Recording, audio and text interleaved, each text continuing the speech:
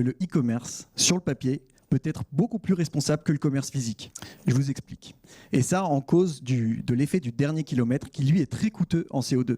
Le commerce physique implique un déplacement par client et bien souvent en voiture. Alors que le e-commerce permet de mutualiser le déplacement et donc un camion va aller livrer plusieurs clients.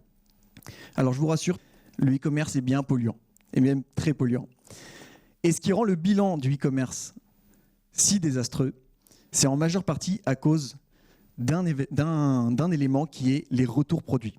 Je vous prends un exemple dans le secteur de la mode.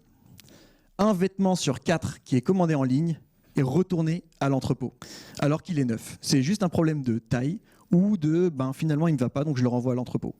Et l'ironie dans tout ça, c'est que ce produit-là, il va parcourir des milliers de kilomètres autour de la France, voire même aller dans un entrepôt à l'international, dans le pire des cas, pour peut-être se retrouver dans les mains de mon voisin quelques jours plus tard. Je ne sais pas si vous vous rendez compte.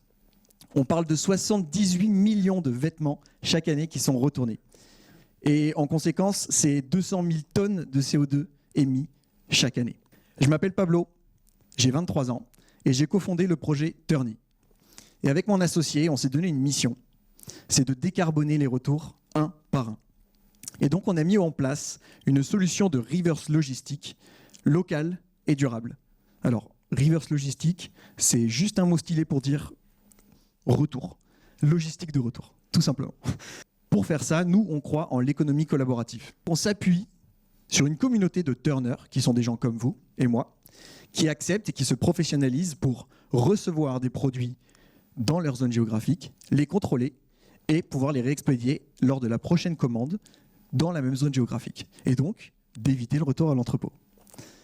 Alors ce soir, je viens vous partager ce projet parce qu'il est très important pour moi et il a beaucoup de sens. Et je viens aussi vous passer 2 messages. Le premier, c'est pour tous les étudiants entrepreneurs et ceux qui ne se sont pas encore lancés. Parce que je vous invite et même je vous encourage à vous lancer dans des projets à impact.